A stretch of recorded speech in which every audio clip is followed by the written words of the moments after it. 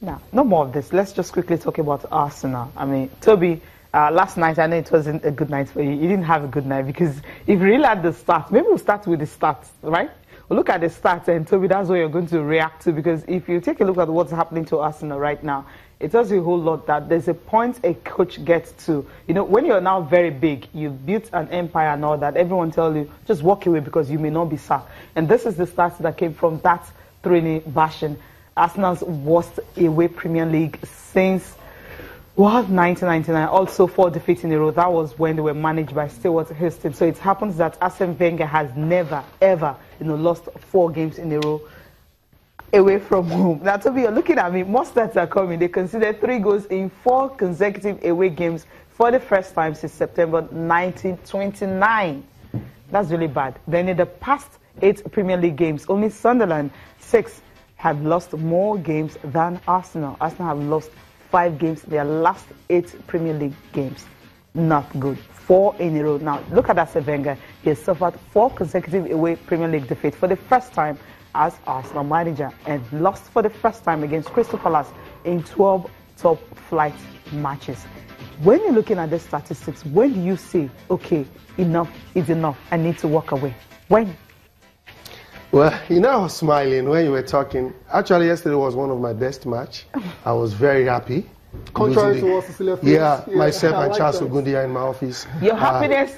My happiness is a function of the fact that no, for real, we're happy. We would be praying for such, because it's come to a point that the management has taken to a man that has have seen failure as success. The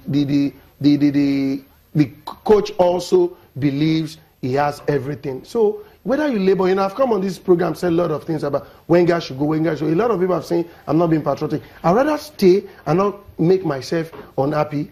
Rather try to just enjoy the game. Yesterday, I was even watching the game. People say, Toby, even after like in my office, any day we lose the game, the next day, myself and Charles, we put on our jerseys, say we are proud Arsenal fans, but we might not support Wenger. So, but the issue here is fundamental. Whether you like it or not, Arsenal is not playing well. The players are not playing well. The manager is not doing well. So when you celebrate mediocrity and celebrate failure as if this is the best you can do, that's the result you get. So I will not labor myself or stress myself. And like I told my wife, I said, well, every season I'll be buying, ordering my jersey from London. At least it's going to save me some. Now that the pounds is very expensive, it's going to save me a little money. So it's good for us to watch and see where the management want to take the team to. For me as a fan who has been supporting the team for more than 2 decades, we just want to see what the management want to do with Arsene Wenger and Wenger himself.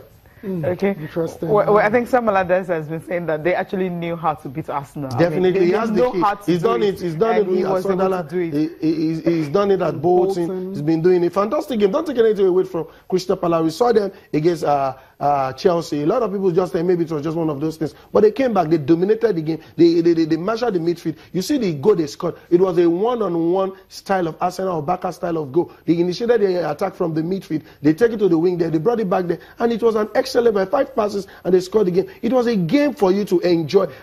Take yourself away as an Arsenal fan. It's a game for you to enjoy that both as a neutral. Yeah, as a neutral. Yeah. I enjoyed the game. That's what I was asking.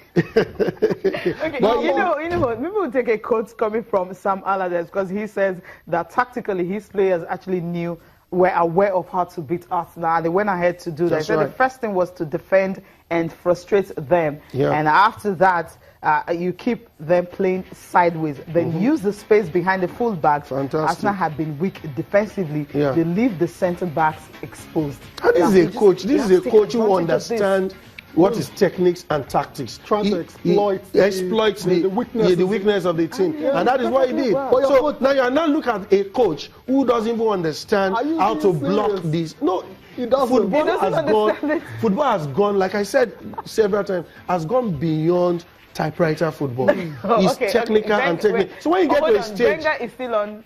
So usually, what are you saying is Wenger just tells them, go and enjoy yourself. Go play your best, right? Do that kind of coach. When you get to a stage in life, even when you are aging, even properties, even things, it will depreciate. What you did is to enhance it, to make sure that, okay, well, some of those factors, this thing. In a nutshell, you're saying he's lost it.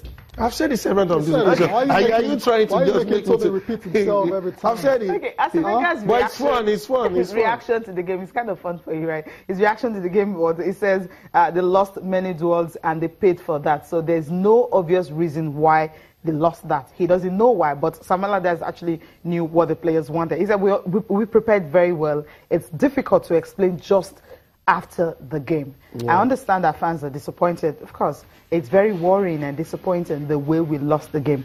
Palace were sharp. They beat Chelsea the other day, and that shows they have quality. That's not an excuse. I mean, but obviously it's a run poor form. I mean, they've lost four games in a row away from home. 3-1 against Chelsea, 3-1 against Liverpool, 3-1 against WBA, that's West Brom, another 3-0 loss against Crystal Palace. That's terrible. Terrible. At least three. So look at it.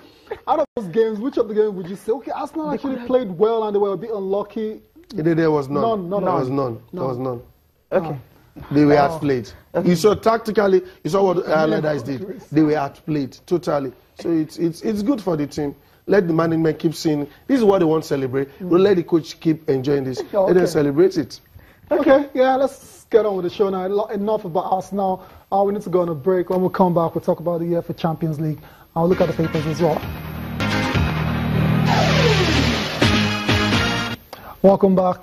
Channel Sport this morning. Now we're on the home stretch. Tonight, UEFA Champions League action, quarterfinals. We have the matchup between the Borussia Dortmund versus Monaco, as well as the big one everyone has been talking about, Juventus versus Barcelona. Toby, just your prediction quickly. Yeah, Dortmund-Monaco is going to be a game of whoever that makes use of their scoring chances. Two fantastic forward line, both teams possessing top strikers. I just see a score draw. Or score draw. But for Barca, Juve 21 matches they've not lost in the Champions League, and Barca had a terrible weekend, 2-0 losing to Malaga. So I see Juve getting something from it. Okay, so yeah, that's it for the Champions League and the matchup between Barcelona and Juventus. And Barcelona, the management of Barcelona have been doing something very interesting to try and win trophies this season. They've employed the services of I don't know what you want to call him, magician, illusionist, sorcerer, whatever. Let's just enjoy what exactly what Barcelona are up to now. How you do that? Explain it. The more the players committed to the techniques, the better they connected on the field. Some of the techniques that I'm working on might seem a bit unusual to them. Some of the players find them quite strange.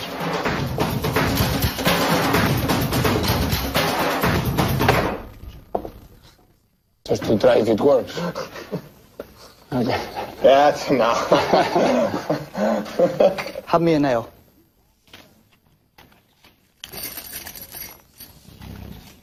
¿Todos? Just one. It's up to you. No. This one? Sí. Yeah.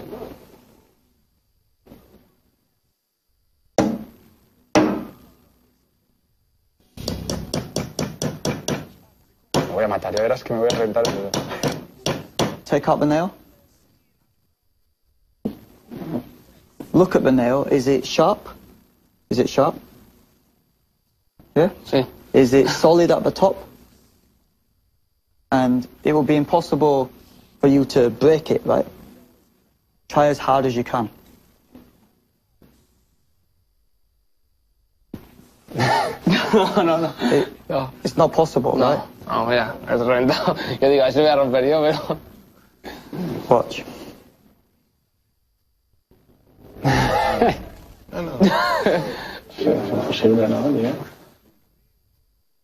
Take a look at the nail. It's sharp on the point. That's solid, yeah? And then on the point, it's sharp. Yeah. And it will be impossible for you to break it. Yeah. Try as hard as you can. Yeah? I want you to close your eyes. Really focus your mind on the nail. You notice an incredible force flowing through your body. In your shoulders, moving down your arms and into your hands. Open your eyes. Lewis, use all of your force to bend the nail.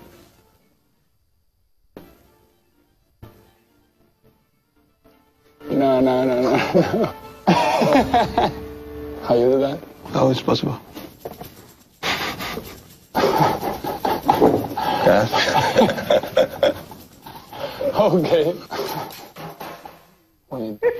Impossible is absolutely nothing. I mean, that was just about mind control and self-belief, and basically that's the message to Barcelona players to just go out there and do what they have to do against Juventus tonight. Let's see how it pans out. Okay. Let's see how it pans out. Quickly, the papers. Yeah. Sporting Sun here. Okay. Raw World Cup ticket non-negotiable. We know that you don't have a choice. Okay.